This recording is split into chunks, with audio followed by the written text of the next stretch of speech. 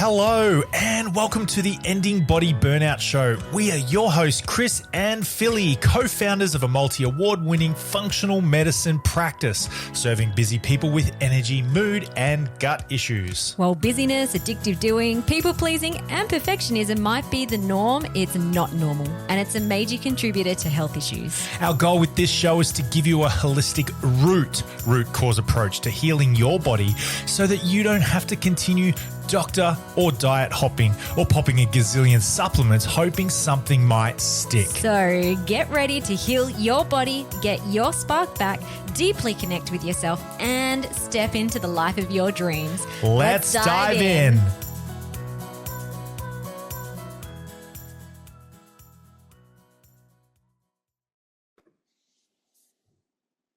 Hello, welcome to the podcast today. If you're watching this on YouTube, you'll see that I'm actually sitting on the floor, resting against a bed in the sunshine.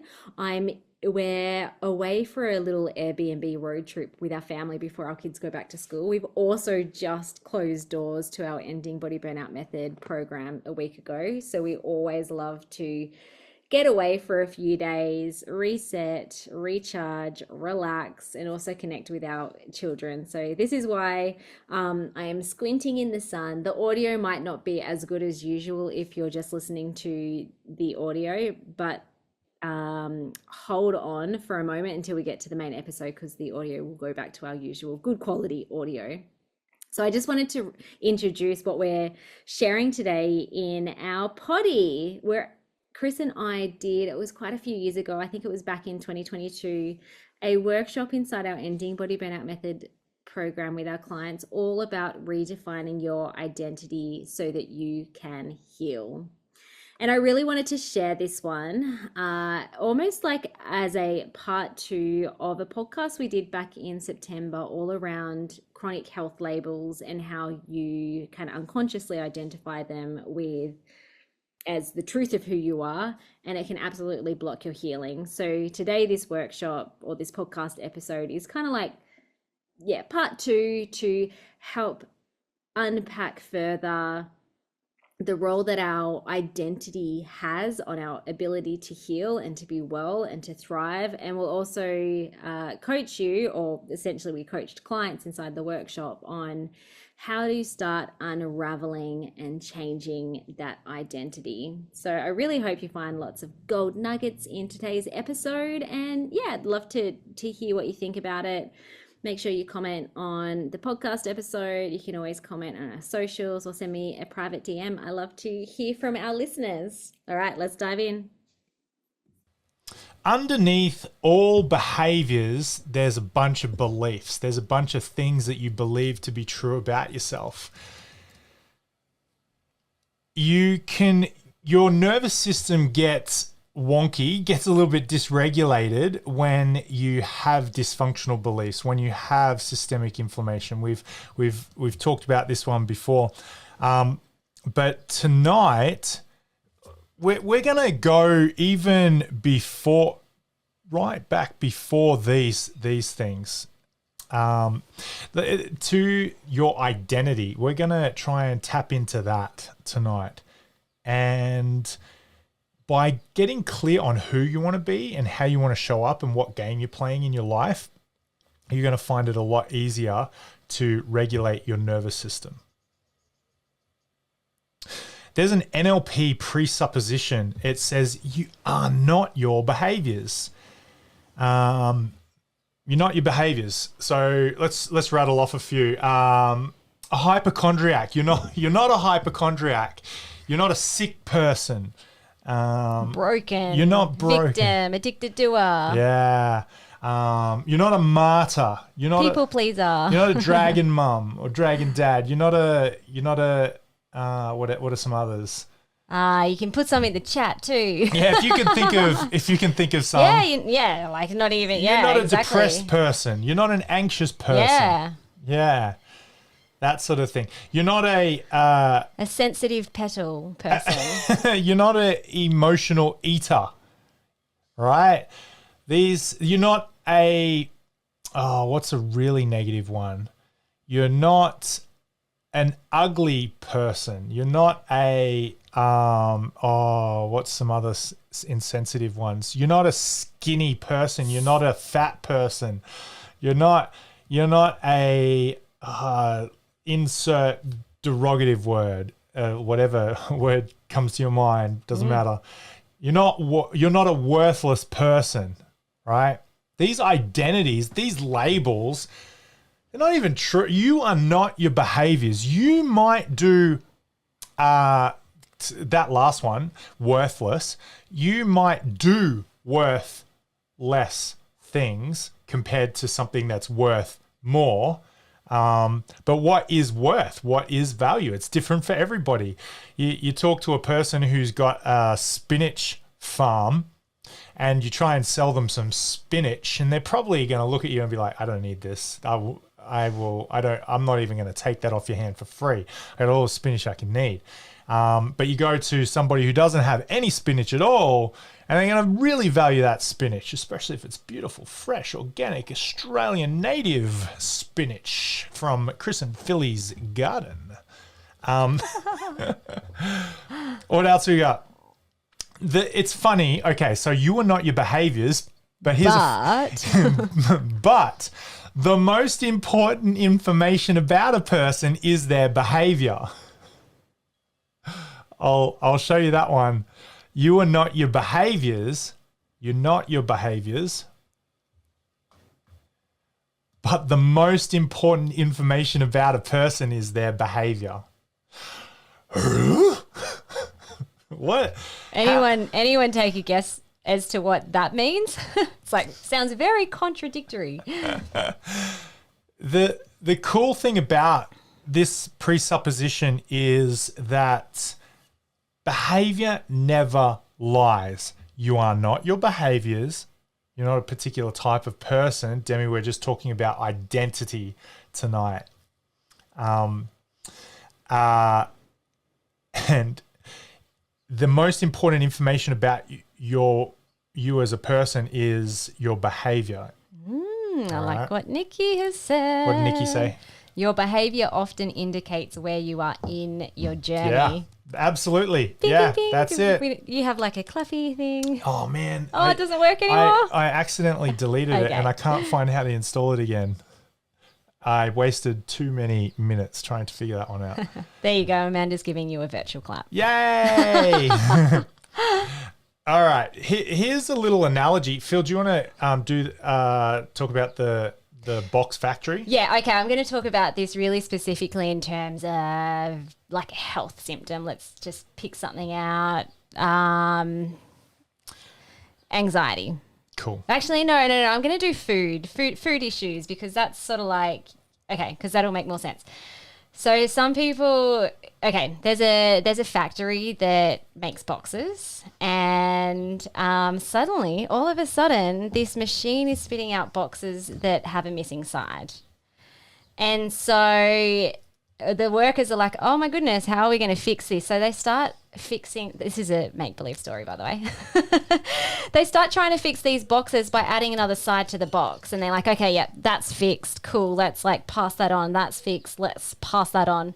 And what's the issue there? Like, where's the actual dysfunction, or where's the broken link happening? Is it the actual end outcome of the box and you just need to fix the box, or is there something wrong with the machine?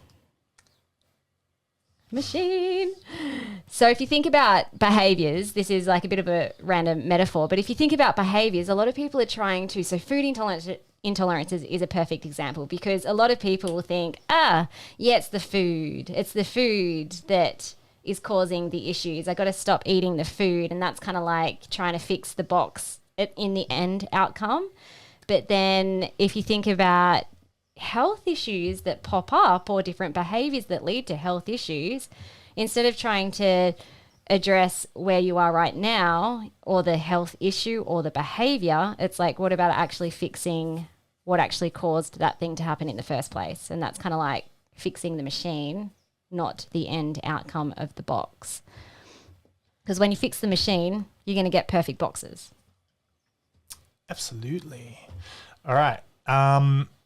All resistance indicates a lack of rapport with self. All resistance indicates a lack of rapport with self.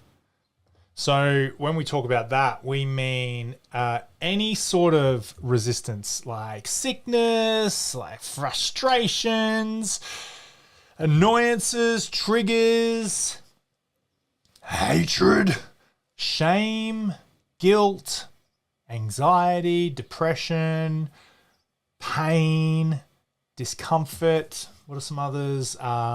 Bloating, cramping, some sort of gut stuff. It all of that indicates a lack of rapport with self. All right. So how is that? How is that showing a lack of rapport? Well, tonight we're going to talk about that. All right, so let's find some. Let's get a little bit. Maybe we don't need to do this one so much. No, we'll skip this. All right, let's talk about this. Identity. Identity sits here underneath purpose. These are logical levels. These are levels that we consciously go through in our life when we live, how we think and how we perceive life. All right. So identity is more about who you're being when you show up in the world, who you're being, and the attributes or the archetypes or the standards that you have. All right. So if you've got a purpose, if you've got a mission, if you've got a wanting, you're being a type of person when you want that thing. All right. So if you want something different to what you've got right now, then you need to be a different person. If you want more of what you've got right now, then there's something in your identity, in your behavior set, in who you actually are that can be magnified. All right. So there's some things tonight that we're going to dial into about your identity that's going to be more powerful. If we focused on only your behavior, stop eating the cupcakes, stop doing the thing, stop being in pain, stop having SIBO, all that sort of stuff, without changing who you are and what you do repeatedly, and what you think about, you're probably not going to make a long-lasting change, long-term change. I hope I've explained that. Okay. If you've got any questions, pop it into the chat box and let us know. Phil, do you want to talk about the healthy identity? Yeah, and maybe that will kind of help to explain the model that Chris just showed. So, okay, so a question like in the chat box, do you believe you can heal? Like, do you believe that you are healing? Do you believe that there's a reality where you're completely whole and healthy? And it's okay if you feel like it's not. Like, just honest, when there's judgment, you can't have self-awareness with judgment. So that's not a loaded question. Just like pop in the chat box, I believe, or I'm like Sammy there, or like yes, no, heck yeah, heck no. Yes. Yeah, men is yes. Cool. Cool. Nikki, I really feel like I'm heading there. Awesome. Love it. So you can kind of see the end destination. Like that's a reality you can see for yourself. Heading there. I love the language of what you've just said there, Nikki. Like I feel like I'm heading there. I'm heading there, as in kind of like you're in a car and you're driving to the right destination. Is that what you mean? Yeah, cool. So that's an interesting language, and if you think about that, what kind of person goes on a journey or heads in that direction? What kind of person is traveling in that direction? What kind of person is traveling in the opposite direction to that. That's cool. Do you want to keep going? Yeah. Yeah. So healthy identity. Okay. Yes. I wonder on foods though. Oh my gosh. Yes. Okay. So here's the thing. Every cell is listening. Every cell is listening to your thoughts, your feelings, your behaviors, what you say out loud. And so we want to talk about identity as the secret sauce to actually getting true healing. Because now I'm not saying that anyone who said yes is wrong, like that's awesome, but so here's the thing. So you can believe that you can heal, but have you created an identity where like wholeheartedly you are like, I trust my body. I know that it is perfect and that it works perfectly and I am healthy right now. I'm just healing. So there's kind of nuances around that. And sometimes people can believing is the first step, because if you don't even believe that you can heal, then it's going to be a really hard journey to try and heal. It doesn't mean that you can't start believing, and you know, if that's you, that's where you're sitting at, that's totally fine. Now I'll give you a story about me and when I was starting to heal myself, and I'll talk about food specifically because it's kind of like just an easy example to understand. So when I started healing my body, the first thing I did was just like went Nazi over like eating healthy. I'm like sprouting things. I even found a secret farmer that I could get raw milk from. Like I was just like all over the healthy eating.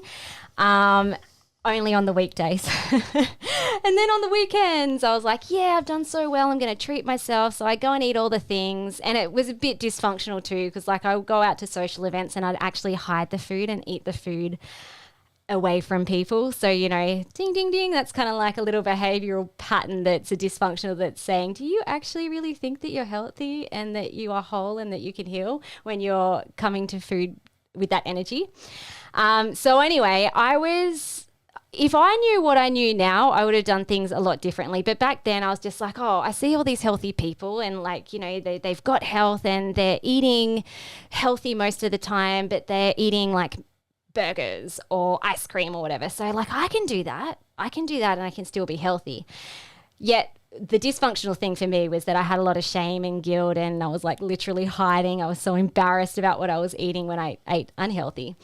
And so then I went through a different journey. I'm like, no, I'm going to stop doing that. And I just like went 100% eating healthy, but it was out of force. Like it was just like that energy again, like I didn't have a very good identity to base my healthy eating on and my ability to try and heal my body.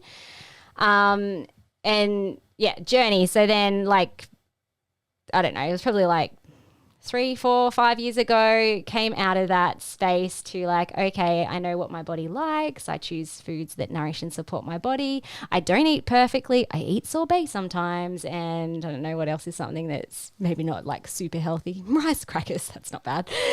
But anyway, I got to a point where I really enjoyed the food that I was eating. I had what I thought was no kind of like guilt or shame around what I was eating, and my body was responding well to it. Okay. Now, more recently, what I realized was there were still some behavioral habits, and this is me being like 90% like symptom free. So like feeling really good physically in my health. Yet there were some things that were still happening, and I think I've spoken to a few people about this, but like heartburn was something that was still happening and it flared up with COVID and never really disappeared. And so anyway, I've gone through a journey where I'm like, okay, I'm going to like take out the factor that food is causing this. You know how you like when you break up with someone, it's like, it's not me. No, it's not you, it's me. Well, I was doing the opposite with food. I'm like, it's not me, it's you, food. Until I'm like, okay, let's dig into this. And so I have been on like really like a journey of establishing a new identity, and one that is, we'll talk about rapport and self-alignment and all that sort of stuff in a second. But when I was able to do that, I was able to clearly see nuances around what I was eating. And even though I said I was healthy and whole, there were little thoughts that will pop up, or little actions that I would do that actually showed that I wasn't trusting my body to digest food properly. Like little things like even kind of like still a bit of shame or guilt. So a good example the other day was we were eating Portos when we went to Canberra, like nasty kind of takeaway. And I bought it, and it was like, I'm like, yep, no, that's what I feel like. It's not the best food, but you know, there's not a lot available in the airport. We had the best choice that we possibly could. Like it was. Well, I could have had rice we cracker, had chicken and chips. chicken and chips. So it wasn't terrible. Hydrogenated oils and probably. But anyway, full chicken. We found this quiet spot in the airport. I was about to open up my Portos, and who would walk past but a couple that lived just down the road from us. And in my head, this is the first thing. This is even after doing a lot of work around this, but the first thought that popped up in my head was, oh, crap. Why do they have to walk past us? I'm about to tuck into like chicken and chips. They're going to think I'm so unhealthy.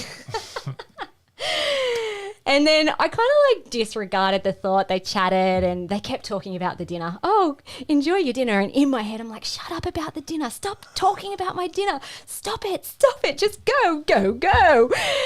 And the craziest thing was that, so 3 days earlier, being in Canberra, eating lots of food, still making good choices. But like I was eating chips, I was eating sorbet. Like there were foods that usually would have caused issues. We were in a beautiful space at a retreat basically on personal development. No heartburn issues at all the whole time, when foods would have been causing so many gut issues.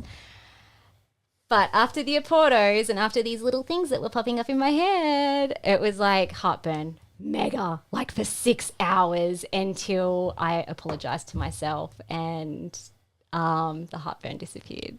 It was crazy. And so the point of that story is, and we're going to talk about all of the stuff that kind of like is intermingled in that story, but when you can establish an identity for yourself that allows healing and health and wholeness, and if you can stay in alignment with yourself and trust your body and be happy with who you are and not worry about what other people are saying or thinking about you. That was kind of my example. Like your body will respond to that. Cool. Let's read some stuff. This, hopefully you guys can read this. But it says, I realized Jim Carrey, by the way, actor, in case anyone doesn't Everyone recognize. should know who Jim Carrey is, right? Anyway, I realized I could lose myself in a character. I could live in a character. It was a choice. Spelling error.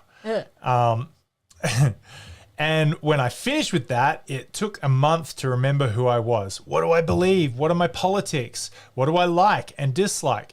It took me a while, and I was depressed going back into my concerns and my politics. But there was a shift that had already happened. And the shift was, wait a second. If I can put Jim Carrey aside for 4 months, who is Jim Carrey? Who the hell is that? I know now he does not really exist. He's ideas. Jim Carrey was an idea my parents gave me. Irish, Scottish, French was an idea I was given. Canadian was an idea that I was given. I had a hockey team and a religion and all of these things that cobble together into this kind of Frankenstein monster, this representation. It's like an avatar. These are all the things I am. You are not an actor or a lawyer. No one is a lawyer. There are lawyers, law is practice, but no one is a lawyer. There is no one, in fact, there. So long story short, your identity's not fixed. It's is impermanent a word? Non-permanent. It's non-permanent. You can scrub it out, you can rub it out, you can tweak it, you can alter it. Your identity, it shapes and molds your behaviors and your beliefs. All right. So underneath all of that on top of all of your beliefs and your values is your identity. Let's do some chatting. Let's catch up. Where are you guys at? How are you going with this concept on identity? You picking up what we're putting down, or you feel kind of lost? And do you see how it links to ending body burnout? Yeah. And be honest. honest. Be honest. If it's just like clarity, please. Yeah. Because we think we've done an okay job of explaining for everybody, but if we haven't, just please let us know. So we're going to wait on like a Y for yes, or an N for no, or punch in a question. Like if you get it, then you get it. See if you can pop that in. All right, Lisa's yes. Cool. Demi's yep. Awesome. Groovy. All right, let's punch on. Congruence. What is congruence? So by definition, congruence is, let's go dictionary first. So dictionary is agreement or harmony or compatibility. Okay, stick with me here. Carl Rogers, a humanist psychologist, he said that the congruence is the compliance between ideal self and the actual self. But then I'm a bit of an etymology nut. I love etymology, etym online, I think it's called, the website I always go to. So anyway, you break congruence down, and con means together or with. And you can write in language, you can write con, or you can write com, or come here, come together. You know, those two prefixes mean the same thing. But then the last part of it, gruence or grua or ruer, means fall or rush. Here's something cool. So if you think about it, ruach in Hebrew, ruach means air. It means breath, right? It means spirit. And if you're familiar with like the Bible, for example, at the very beginning, God breathed into Adam. And so the Hebrew word that's used in there is ruach. So literally, congruence means as I live and breathe. As I live and breathe. So if you think about living congruently, you are living and breathing, you're alive, doing and thinking the things that are in complete harmony to your goals and who you actually want to be, your ideal self. You're living and breathing like you believe your ideal self should, right? That's what congruence means. And is that the same as being your authentic self? I reckon you could probably break the words down and all that sort of stuff, which I do, and I love doing that. But I reckon you're exactly right. Your authentic self, doing the things that just are authentically genuine. And there's a spirit inside of all of us. There's regardless of you might call this something different. Soul, energy, spirit, energy, warm and fuzzy, connected to the universe. Yeah, connected to a higher source or a higher power. You might even call it your conscience or your intuition. You might have a different name for it, but Philly and I call it the spirit, and we believe that we've all got one, and it's just the thing that's not your skin and muscle and bones and all that sort of stuff. It's that little bit inside of you that's not that. It's the thing that makes you, and like, give me a nod if you felt this, but it's the thing that it's just like, oh, I feel so good. It's like the goosebumps and the you feel like the light and the love. And, you know, it's usually shows up when you're feeling like really happy or really at peace. Has anyone else felt that? Cool. Yes? No? The other one is, it's like your inner voice we just watched Pinocchio again, and it's like your little Jiminy Cricket, that thing that says your conscience. Pinocchio lost his conscience. He misplaced it. And sometimes we don't listen to our inner voice. Sometimes we don't listen to our conscience as well. We're kind of like Pinocchio.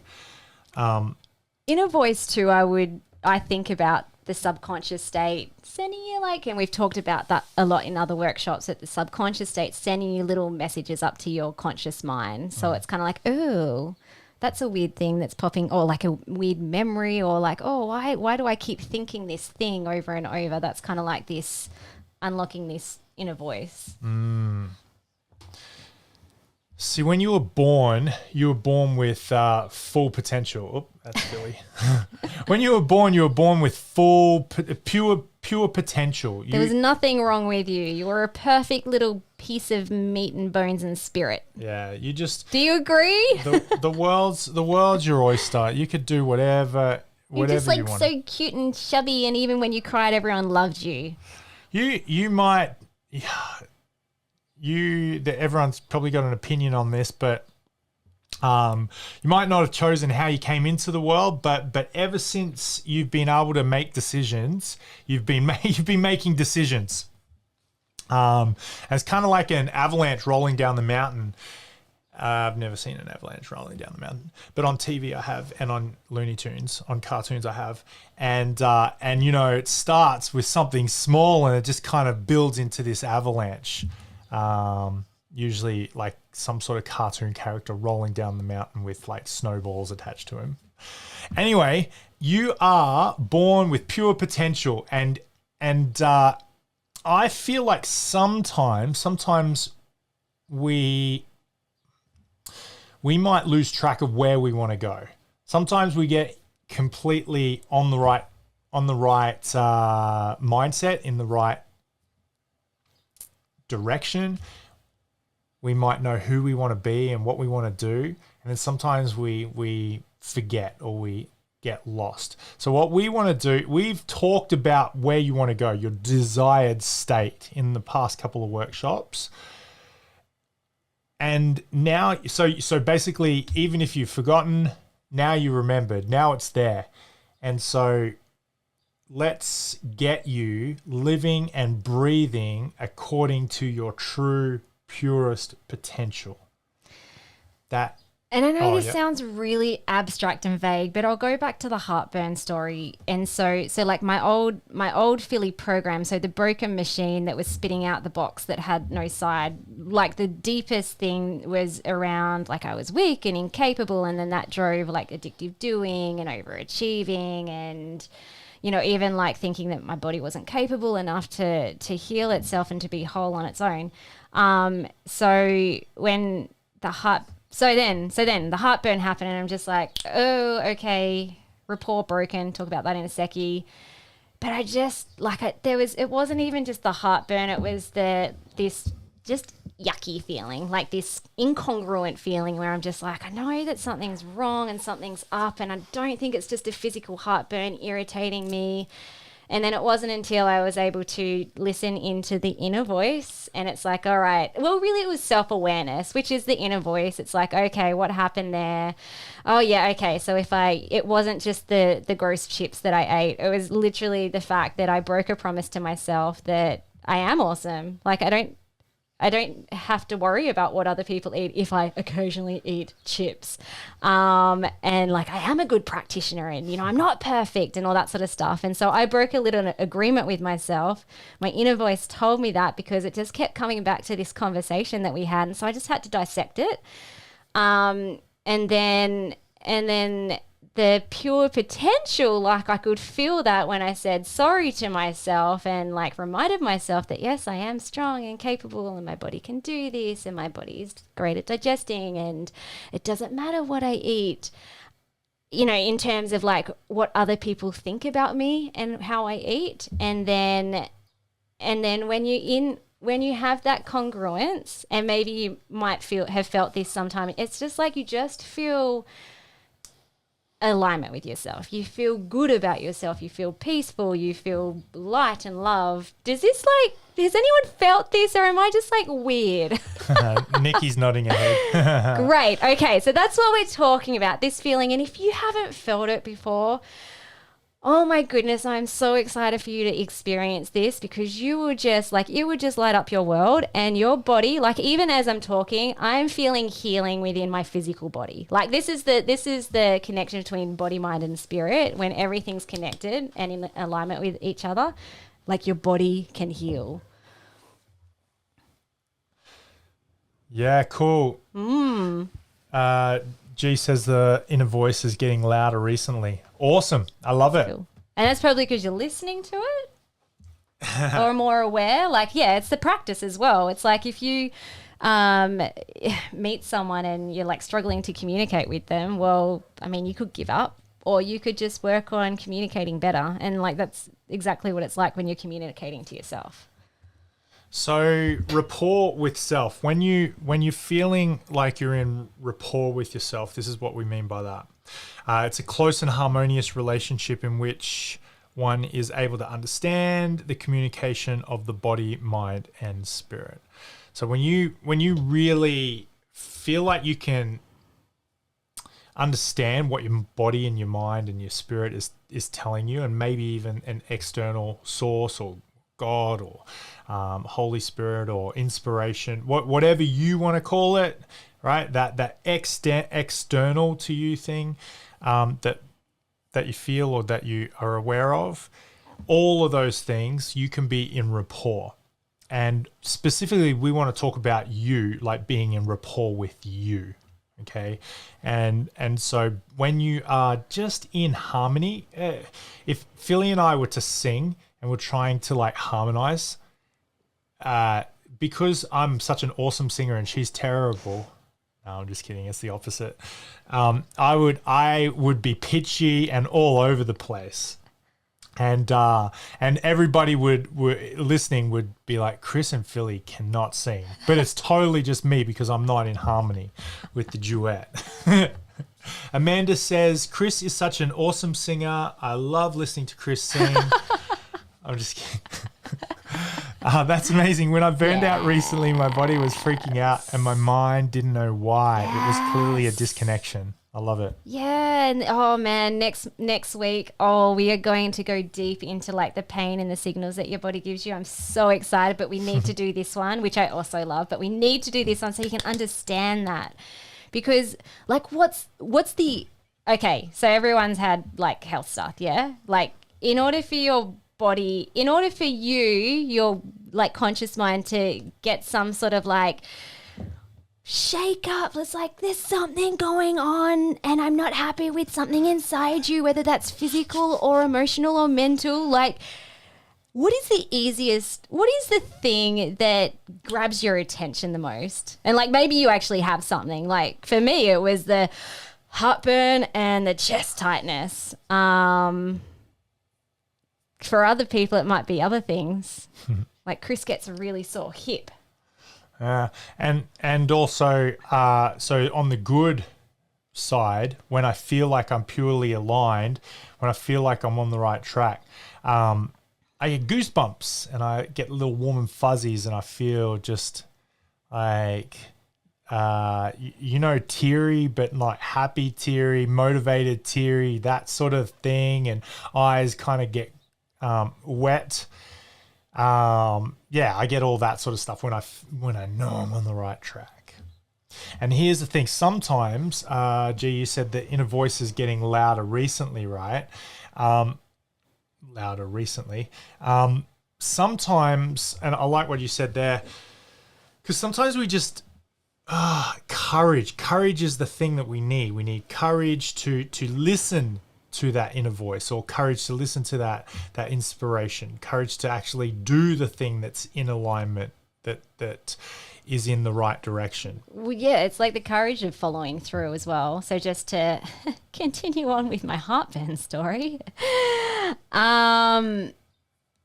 the actual reason around the heartburn was the fact it was about what other people were thinking about me. Like that was the big thing. And especially like as a health practitioner, I felt like I needed to look a certain way and eat a certain way. And even though like in my life, I'm actually completely happy with how I eat and live my life. Like I actually think it's pretty awesome. I'm not perfect, but there was still these little voices that kept saying, oh, everyone's watching you. They're going to think badly of you. Da, da, da, da.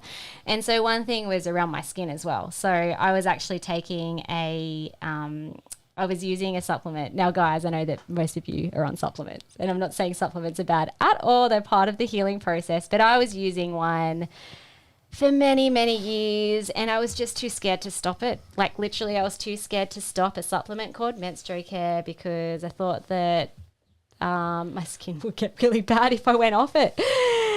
And then when I was trying to work out where this heartburn was coming from, because I did all the gut healing that I did 5 years ago that fixed it all, and then it came back, or 7 years ago, and then it came back, and I'm like doing all the same treatments, physical treatments. I'm like, this is not getting better. There's something else going on here. The moment I decided I'm going to take out this supplement, I'm going to trust my body that it can do what it's supposed to do, that I'm going to have lovely hormones. If I happen to get pimples, I'm going to still love myself and think I'm flipping awesome. And the moment I took the supplement out, it was like the heartburn stopped. It literally stopped. It's come back a few times when I've broken rapport with myself, when I've thought, oh, someone's thinking badly of me, or, you know, whatever that thing is. It's like heartburn comes back straight away. It's crazy. So let's go to this one. You'll never regret listening to yourself. So Jamin Fraser says this one. Yeah, you'll never regret it. So that's along the lines of having sorry. courage. The reason why I was talking about the Menstro Care is because I was literally scared. I know this sounds completely silly, but I was scared to stop this supplement because of what might have happened if, for example, skin flaring up, which it actually didn't even do that. Got a couple of pimples or something. And I was scared. I was so scared. And there have been many, many other times too where you know, things have come to my conscious mind. I'm like, oh, okay, yeah, that's out of an alignment. I need to reconnect and establish rapport with myself. I need to trust my body. And it took courage, but the moment I did it, I never regretted listening to myself. So maybe you might be at the point where you're like, I don't even know what I'm listening to. So like, you know, and that's okay. But when you get to the point where it's like, you're getting signals loud and clear that something needs to change, or you need to establish rapport with yourself, or you need to trust yourself, and it might seem scary, like it's your wisdom talking to yourself. So it's always going to end good.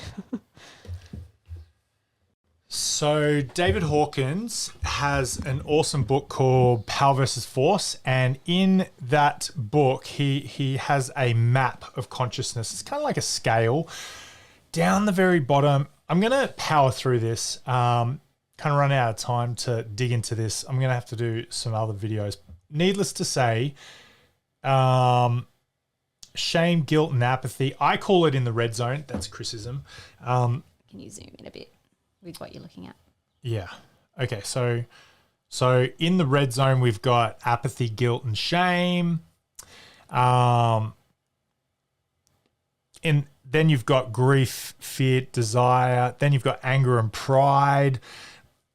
Above that, energetically speaking, is courage. Courage is kind of like the tipping point. It's the tipping point before personal growth just goes gangbusters. Just right before everything, and just healing, even like physical healing. Yeah. You can't heal in shame. Yeah, pop that into that bucket too. So when you are feeling shame or guilt or apathy, it's really heavy. Who said that about Nikki? Out of alignment is heavy, in alignment is light. Yeah, that's cool. So when you're feeling guilt and shame, apathy, like those real dense feelings, you are heavy. You feel heavy. You probably literally have heavy on you, as in weight. You probably have more weight. You probably have more emotional baggage as well. Shame with my spelling. That's okay.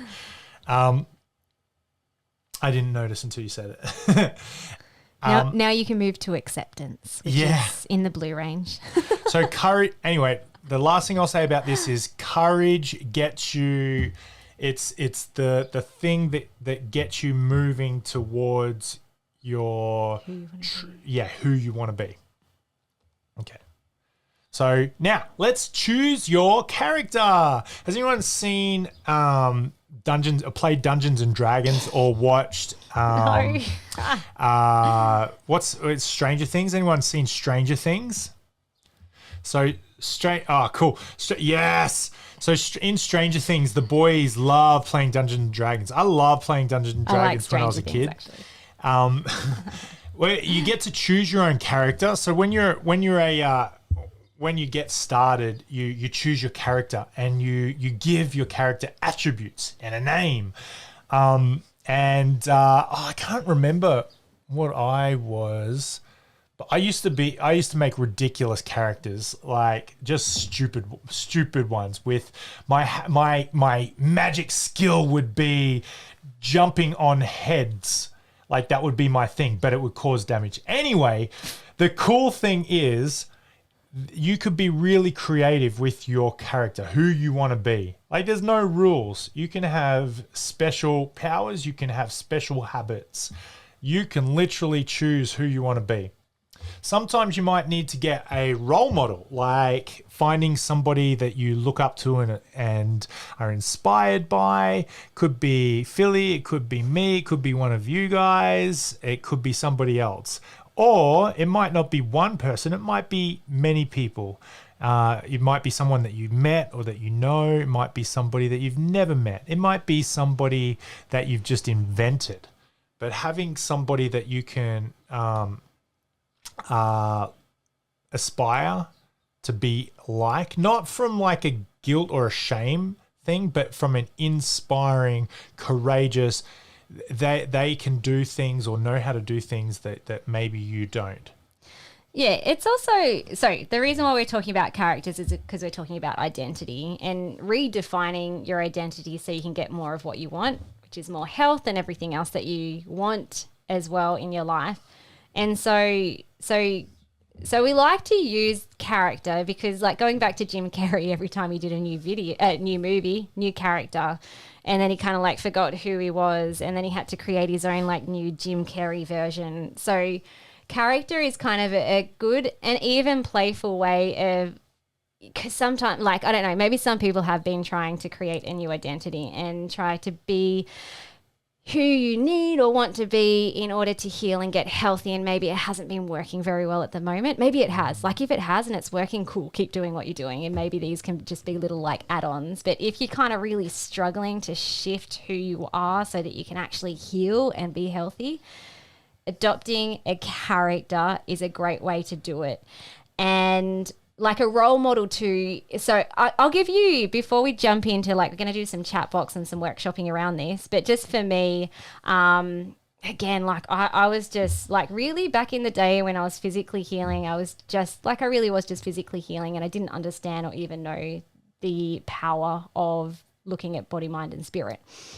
More recently, when I'm like, I really want to get on top of this heartburn and just like other stuff in my life, I full on like characterized, but I did it in a way that I found a few people, some people I knew.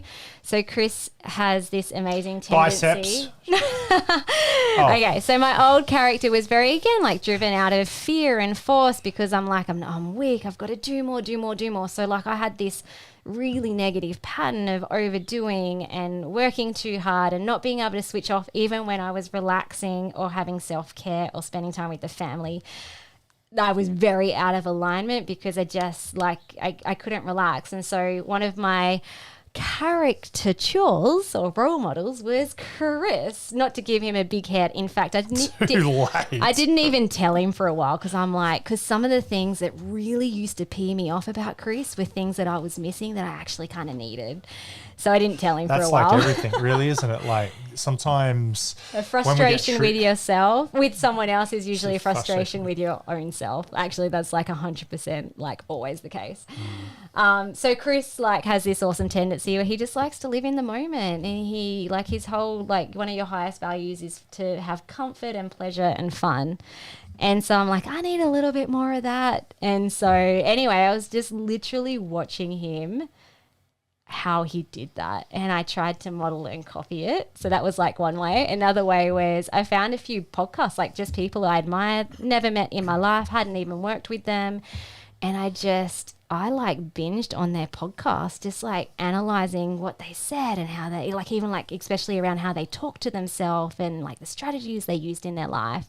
And then also got an awesome coach as well who really helped in like real time, both with strategies, but also I was kind of modeling how he worked on his like self-limiting beliefs and insecurities so that I could then play that in my life and it made sense. All right, let's party. Let's do this. Let's make some characters. So who do you want to be? Like, do you have a oh, hang on one second. Yeah. Do you have a person that you want to be like? Is there, if you were writing a script or a movie script for your future life, and you were writing down yourself and explanation about yourself as the main character, right? The hero, the victor, the winner. What attributes would you have? What would that character do? What do they believe? What do they value? Tell me, is there somebody that you want to model or be like? Let's make a flurry in the chat box and just pop in lots and lots and lots and lots and lots of things about who you want to be. And we'll write the things that you punch into the chat box onto the screen. And Philly, if you've got something you wanted to say. Oh, no. It was just like, it doesn't necessarily have to be a person. It could be attributes. And there are some things I don't want to model of Chris. So it wasn't like, I want to be like Chris. I want to be this portion of Chris. She doesn't want to pee standing up. Oh, Mrs. She doesn't want to do lots of things. Mrs. Love and Compassion. Love and compassion. I love it. There we go. Is that like an actual person, Nikki, or is that sort of you want to be more loving and compassionate? You want to be more, or is that you? Yeah. I aspire. Yeah. So, Mrs. Love and Compassion, while you're popping that into the chat, Nikki, tell us more about. Love. I'm going to call you Mrs. Love from now on because you are her. Tell us more about what Mrs. Love and Compassion looks like and what she does and how she lives her life. What's some things you can write about? And if there's someone who it's like, oh yeah, I like how they do that. That's kind of. Ugh. That's close.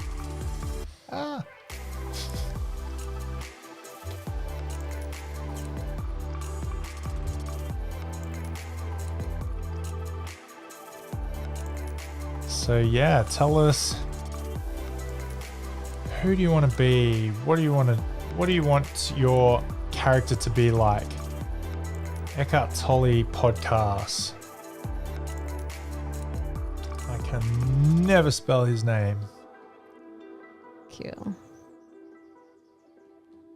Demi, that girl, again, is that like a person? Is that like a podcast or something? That girl? Or you want to be that girl who's confident, capable, strong, creative, respected, accomplished, loved? I love it. That's awesome. Joyful. Joyful Amanda, someone that listens more than she talks. She is Awesome. wise but not pushy. With people around, she is encouraging, she is patient, respecting that everyone is on a different journey. She gets curious instead of angry when things don't go her way. She is peaceful and her attitude helps to bring peace in the chaos of life and work. Oh, okay, damn it, just main character energy. I love it. Oh, I like that, Terry. I want to be myself when I was 30, 40 years old. Why Awesome. not? Like you know him very intimately, I'm sure. And what does he do that inspires you so much, Terry? Like what does 30 or 40-year-old Terry live like? If you think about him and at that version of you, and you close your eyes and you just take a big deep breath and just feel inspired, like what comes to mind when you think of that, Terry? And maybe you also, Terry, like, was there anything kind of missing as well that you can kind of adopt or mold into the 35-year-old Terry? Lisa says Courageous. Courageous. Awesome. Yeah. So who do you know that maybe you could model that is courageous? Or if you don't know anybody that is courageous, where can you go looking for courageous people or courageous stuff? Nikki, you've always wanted to be a wise sage. That's cool. I love it. And if you think about being a wise sage, that person who is wise and knowledgeable, where could you go looking for wisdom and sage stuff? Another thing for me, and this might just help you get kind of like your brainstorming as well, is I wanted to find someone who did something impossible that I wanted to achieve. And so, yeah, and so I went searching, and I found this. You can look her up. She's pretty cool. She has a great podcast, Faith Asherton. Anyway, so she was super sick. Like, she was bedridden sick with a hyperthyroidism, so Graves' disease, and all sorts of SIBO and everything else, to the point where she could no longer work, and she was stuck in bed for like 10 years, I think it was, or 5 years. And she healed herself with functional medicine, but the real magic source was when she started doing like NLP or like mindset stuff that we're inner work. And I have, so another little thing, this is kind of like not connected to the heartburn, but it kind of is that I haven't eaten dairy for a very long time because it caused a lot of issues. And I'm like, I want to be able to eat, and I'm talking about traces, like tiniest minute amounts of milk solids would still cause inflammation in my body. And I'm like, surely if my body was healthy and strong, I would be able to tolerate some amount of dairy. Even like beautiful goat's cheese or sheep's milk, that sort of stuff was still causing issues. So I found her, and she said every time I had dairy, cystic acne, lots of inflammation. I'm like, yes, that's what happened to me. Happened to me too. Anyway, so she was someone that I just like modeled, and she had this most vibrant. She's like, I am not sick. This is even when she was chronically sick. I'm not sick. I am healthy. I am whole. I'm just healing. And it was like, she just had this most motivational belief in her body's ability to heal. And so that's someone that I adopted. And while we were in Canberra, I ate sheep's cheese and goat's cheese and maybe even a bit of dairy and no issues. And I'm like, that is so cool. That's awesome. So we've got Terry, you said yourself at 30 or 40 was fitter, healthier, more generally content. So good. Who do you know now that you could look to for inspiration? Who can you remember? What kind of stuff did younger Terry do on a daily basis? What did he believe? What were his values? Where have you kind of diverged and maybe got distracted or gone down? Gone down or gone off track.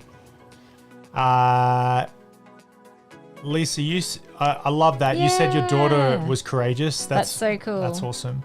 And G, you said future G is kind, wise, fulfilled, inspiring people to become a better version of themselves, brave in facing every fear, selfless, be of service to society, building something great, strong to endure every struggle. I love it, guys. So good. Thank you so much for listening. We so appreciate you.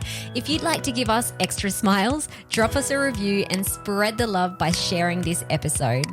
You can also rate your own state of burnout and the root cause contributors by taking our Ending Body Burnout Assessment on our website. And if you're interested in learning about our group or one-on-one Ending Body Burnout programs, shoot us a DM via Instagram or Facebook. Have the best day ever.